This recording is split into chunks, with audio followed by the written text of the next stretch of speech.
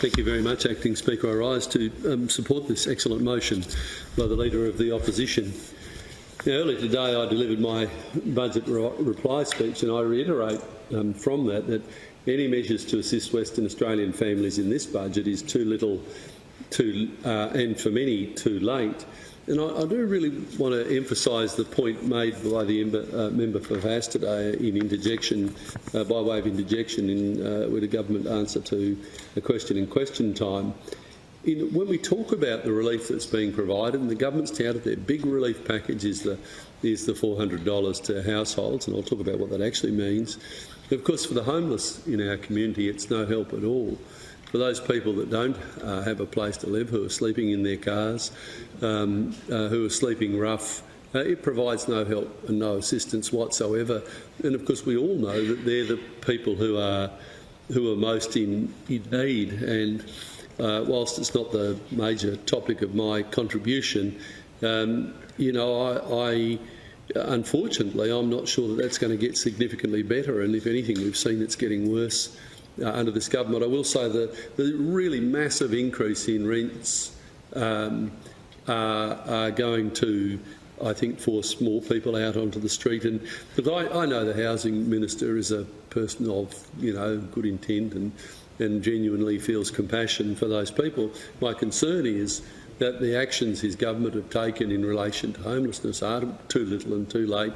We have a housing market that can't actually, or at least a housing industry that can't actually build houses at anywhere than the rate of normal demand, and getting additional houses is going to be enormously hard. We know even currently, whilst I welcome the initiative on the rent-to-build stamp duty relief, I think that's a good initiative, and certainly something members on the opposition had discussed with the building industry, and we told them openly we supported that as a good initiative. But a third of all apartment projects at the moment are on hold because they can't attract a builder. There's actually no builder to build them. So we're talking about new projects coming into the market. I struggle to see how this is going to improve. And as I say, I appreciate the Minister's good intent, but because of actions this government took, I might say, in their first term, now that may be an impossible dream. But our state has received a massive budget surplus, and as was pointed out by the Leader of the Opposition, it is nothing to do with smart economic management. It is pure windfall. In fact, this government has received, the income this government will receive this year is actually $16.5 billion more than in the last year of the Barnett government. I mean, take that in, members. $16.5 billion. It's a 66% increase in income. Now compare the surplus that's been announced to the $16.5 billion increase in funding, because the Premier would have it that somehow he, as Treasurer, is so much smarter and so much brighter than the Liberal government. He comes into this place and mocks us on this side, for the past performance of the government. The surplus reported this year is only $5.7 billion against a $16.5 billion income increase. What we have seen is a massive increase, 30% increase in expenditure by this government. Even if you take out inflation, it's a 20% expenditure increase in this government. But we don't see a commensurate improvement in services. And of course what we do see in it is households being hit up for more and more fees and charges. Now, I don't think Western Australians are, in fact I know they haven't accepted the spin from the government that their fees and charges aren't being increased because of that $400 sugar hit, which, as I say, seems to be very conveniently timed before the federal election. In their first 6 budgets, the McGowan government has increased household fees and charges by $1,050 a year. That's the underlying increase in fees and charges. So you can talk about a one-off hit, but of course those underlying increases are paid every year hence, plus the stated increases that the government has announced. Now, there's a model household, and it seeks to look at those particular fees and charges. We just know that model household does not represent any realistic, or there would be a handful of households in Perth that represent that. Nearly every household would have more significantly more fees and charges than in that model household. But even if you accept that, and you accept the hypothetical consumption of water and so on, and the use of public transport and the like, you're still seeing substantial increases. In 22-23, the average basket of goods, as it's put, will cost $6,536 a year, and that's a 2.5% increase. So the underlying cost in fees and charges this year is going up by $156. Now, I might say, if you look at that, so the $400 for a household, no household's going to see, or sorry, very few households are ever going to see the $400. They won't see anything like it in the reduction in charges. If they're the so-called model household, the net is only $244. So, even of the $400 that's being offered, you give with one hand, you take with the other, Minister. Supposedly giving $400, but taking back $156. Minister for Place. Taking back $156 in increased underlying fees and charges, and of course, and we'll talk about that a little later. But if you look at that payment, if you go forward, even if you include the $400 just for this year, the average household is $650 worse off than in 2017. So these are very substantial increases. I know there are members here that are, care about people who are doing it tough, and they are very close to the issues of people who are struggling and so on. They know that $650 simply comes out. It's not, income hasn't gone up for many families, so that simply comes out of things. And as I've said in this place before, you end up with this horrendous situation. I think parents say, well, do I get food for myself, or do I buy shoes for the kids, or do I just make the kids, go to school in shoes that clearly don't fit because we just can't afford to buy them? That's what the $650 increase means. Electricity consumers in Western Australia have suffered massive cost increases, and primarily due to Labor's the Gallup reforms in the mid-2000s, where we had this splitting up of agencies, and all of a sudden we had massive overhead costs. Initially, for 4 agencies, we had 4 whole executives and senior managements set up for what was once one group.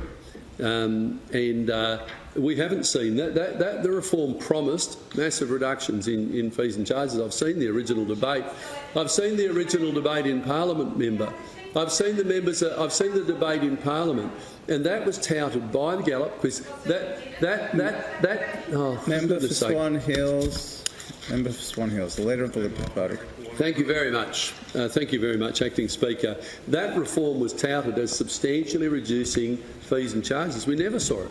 All we saw after it were massive increases, and the Barnett government picked that up. What were they forecasting? I just have to think. It was year on year on year, 10% increases. Now, in the Barnett government, they said, well, look, and that's what they inherited. The Barnett government inherited that. I know again on this side that there was, merriment made about the charges under the Barnett government, but those fee increases that they included were inherited from the previous Labor government. Now, that's a fact. Now, that's not any sort of spin, if you like. So we didn't see businesses and houses paying substantially lower fees and charges. In fact, what we've seen are significant increases because of that split up of those agencies. Now, the reality is that throughout its term, this government has contributed significantly to cost of living pressures through decisions made in past budgets, and that's raised the cost of living for Western Australians. Now, in its first budget in 17-18, this government set out significant price rises for our utilities, water and electricity. So back then it was announced a 10.9% electricity price rise, a 6% water price rise, which were well above inflation at the time, and we pointed that out. So it was clearly the government was front-loading those increases so they could then try and tell a better story at the end of government. But the reality is every household's seen those increases. That's they're paying that increase every year, not once off. So those were cumulative increases that continue to today. And those prices really hurt family budgets. And I will say at the early part of 2020, this government was on the rocks, and then COVID hit, and that changed the whole political situation. But households, I remember the hurt. I remember going out to Darling Range with some members here and talking to households, and the pain for the householders was visceral. It was quite remarkable, actually. It was shocking. and the families are extremely distressed. Now, Can I interject? yes, you can. It'd be interesting to see what the position of the Premier is when it comes to Albanese's supporting a 5.1% pay rise, to marry inflation, when we in Western Australia have got a 2% more than the national inflation rate. Whether or not the Premier supports wage increases to meet the inflation costs here in WA. Well, can I say, member, and I, as always, I appreciate the value of your contributions, unlike some others in this place. But can I tell you that I deeply pray support it? I deeply pray that we never get to find out, member. That is my Member for North West Central. You're just interjecting on a member of your own alliance at the moment. But he doesn't have the call, member for North West Central. So thank you very much. Sorry, just leader of the Liberal Party. Just take a moment. Member for North West Central. Don't argue with the chair. I call you to order for the first time. Leader of the Liberal Party. Sorry, what was that? No, sorry, Leader of the Liberal Party. Did you have something to say, member for North West Central? No, okay. Leader of the Liberal Party. Thank you very much, Acting Speaker. I need protection everywhere, but look, thank you very much for that. Look, as I say, member, I deeply hope we never get to test that thesis. It is of great concern to me. But, the price rises did hurt family budgets, and despite the power bill credit, which comes in on July 1, electricity bills will still go up 2.5%, and in fact it'll effectively be cumulative, because you've got the increase that's going to occur this year, and then on top of that you're going to have another 2% next year. Now in 2020 the government provided Western Australian households with a $600 electricity credit, which was, you could only describe it as an election inducement. And that was at a time when our state had a significantly smaller surplus than the surplus that has been delivered this time, but also substantially lower inflation and lower global price pressures. Now, as I've said before in this place, I understand at this time there was uncertainty, and the government have said, well, the reason we did that was to basically calm people down, to make them feel that they weren't going to be under financial stress. But the stress households are, the real stress that households are under, the actual realised stress that households are under now financially is much greater than at that time. Look, if the government thought, and because it's a government decision, you've got the reins, if the government thought that $600 was appropriate then why is it now, when households are under actual financial pressure, which is vastly greater than at that time, why have they only come up with $400? It doesn't seem to make sense. As I say, this is what the government's chosen to do, but there seems to be a complete inconsistency with an imagined risk versus a real risk or a real pressure. This time, very quickly. That $600 that was Minister, please. Bell Resources, Bell Group, that settlement, was based on the WA Inc. days. And that was one way of the government not putting their coffers, was to try and sell it to the community that they're a good thing. Well, can I say, thank you, but I best move on, member. As always, a valuable point. But the reality is that, it was funny, it was sort of stated that this is a windfall. Oh, well, it's a windfall, so it's not something that actually makes a big difference because it was just a windfall. No, it was income the government received. They had a choice to spend it on many things, and they chose to spend it on that. Now, what we did call for, the opposition consistently called for in this election, if you like, or for this budget, was to see a freezing on fees and charges. I mean, that's what happened last time, as well as the $600. There was a temporary freeze on fees and charges, and that would be appropriate now. And the reason that a freeze gives values to households is that it reduces that cumulative effect of increases over the next year. So, as I said, giving the $400, yes, you get a sugar hit now, but the underlying fee goes up by 2.5%, and then next year it goes up by another 2.5%. If you froze it, the only net increase they'd see next year is the 2.5%, not the cumulative, or it's more than 5% because of compound interest. And it seems that that is something, and that's why we called for that. That would give sustained relief to families, whereas what you're really doing is adding $160 onto their costs forevermore. Now, Mr Albanese came over and made great moment, as the member was alluding to earlier, about the very high inflation in Western Australia. And again, given that very high inflation, that one-off payment isn't going to make any major difference. Now, Food Bank earlier this month said they were seeing a trend of clients who are underemployed or considered to be the working poor. Now, that's something the opposition has tried to raise time and time again to this government. And it is really true in this state for the first time in my lifetime that we're seeing an emerging trend of middle-class homelessness. Now, that's quite remarkable. I mean, for a state that accounts for 60% of Australia's export income, massive windfall surpluses, that actually we have literally moved to the point of having middle-class homelessness. I've been contacted by people who've got nowhere to stay, but they have a full-time job, and yet they can't find a house to live in, and that's just terrible. Now, I have made the point here about targeted relief. The problem with the way the relief has been delivered is that you have billionaires who reside in my electorate. And I think I counted 6 of them at one stage. They're either in or immediately adjacent to my electorate. They're going to get the same $400 discount. That's a single mum, living in a flat and struggling to pay the rent on social security is getting. I mean, that makes no sense whatsoever. And that's why I donated mine to St Patrick's, because I couldn't in all conscience take that money when I know in my own electorate, actually in my own office block, there's a homeless person that often has to sleep in the basement of that. Now, so that is completely inadequate, and a completely inadequate payment. Now, the government's come in here and said, well, we're spending this, you want to spend all of the surplus.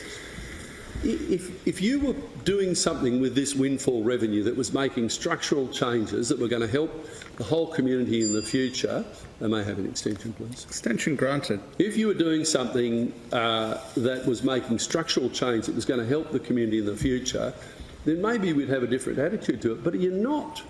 And as I said, above CPI, we've seen a net increase in expenditure of the government by 20% since 2017. That's a net increase above CPI. So you're spending like there's no tomorrow, but what we're not seeing is a commensurate improvement of services. I go anywhere. I go to housing, hospitals, homelessness, any of the big core issues. What we're not seeing is a net improvement at this stage. If you were applying, the Premier promised that he would apply above certain thresholds, 50% of the iron ore royalty to pay off debt. Now, as the Leader of the Opposition again pointed out in her budget reply speech, if the government had done that, they would have actually reduced debt by $14 billion. Now, why is that important?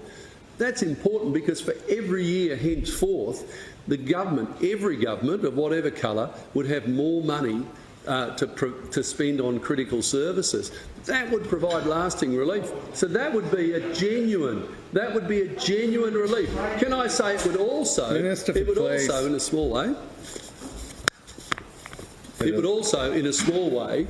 but I think significantly, given the amount of money, put less pressure on interest rates, for example. One of the things that's driving interest rates in the nation is the debt that so many states carry. So, but you're not doing that. You're not making that.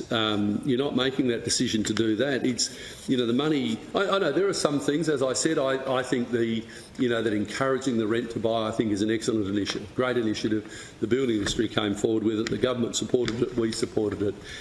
We all think that's wonderful, but in the greater part, it's very hard to see where that enormous wealth, where's that $16.5 billion going, because you can see very little outcome from it, and you can see very little of it in useful things in the budget. Now, The latest energy report released by the ERA clearly shows that after the original $600 credits were applied, the number of customers repaying a bill debt and the average amount of debt owed continued to trend upwards. So by the end of 2021, the average residential bill debt for Synergy's non-hardship customers reached its highest level in 5 years, while Synergy and Horizon Power customers on a hardship program had the highest average bill debts since reporting began in 2016 and 17.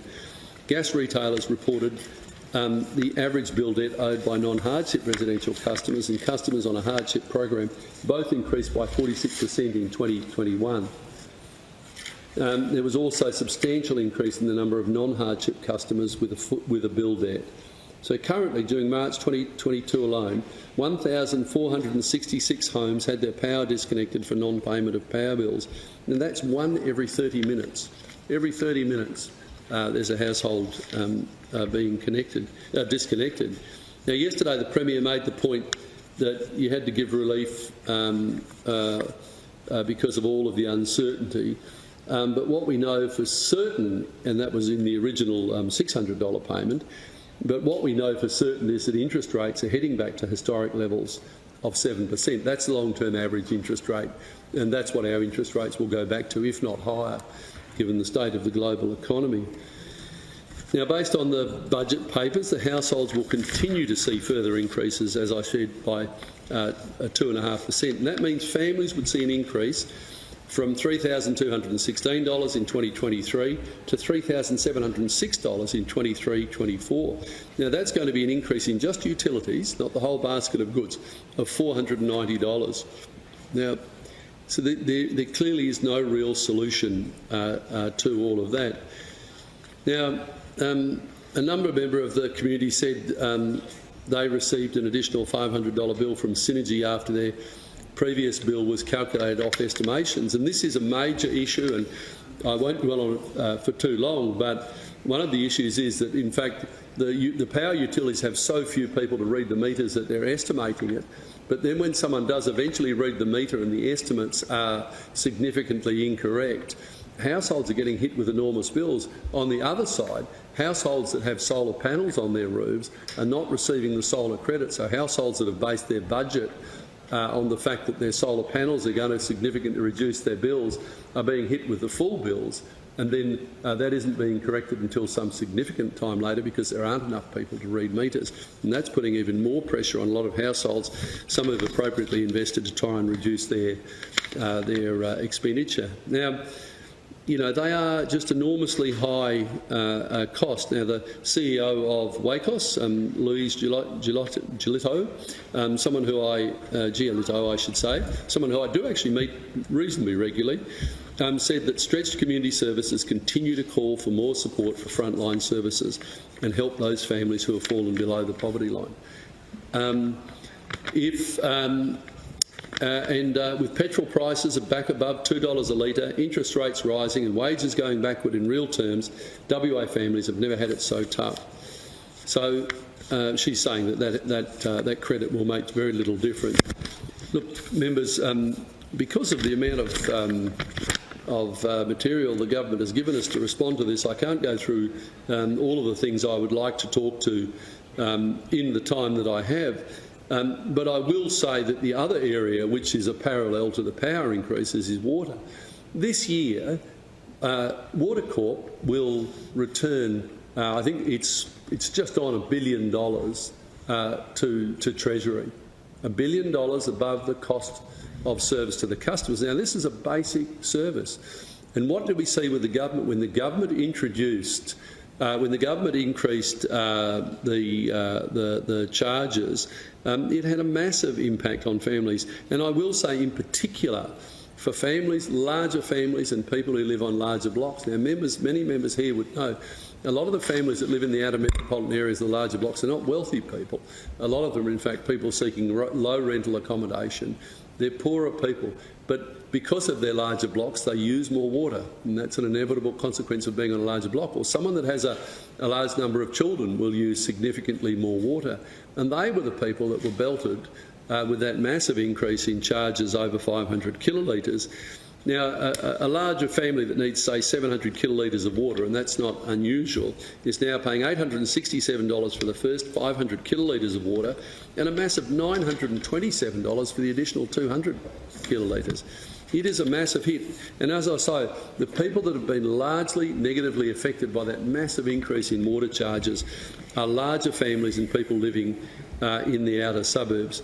Now, I don't have time to go on. I need to give my colleagues time to make their contribution. But if you look at the other underlying increase in charges is the gross rental value. What we've seen is the rate applied, the water charges applied based on gross rental value have increased by 29.7% for small businesses. The government should have frozen underlying fees and charges because that doesn't just provide 1 year's relief like the $400. That provides year-on-year relief because all the other increases in following years are based on a lower base. That would have been the appropriate measure to take to relieve pricing pressures or cost pressures on families in Western Australia.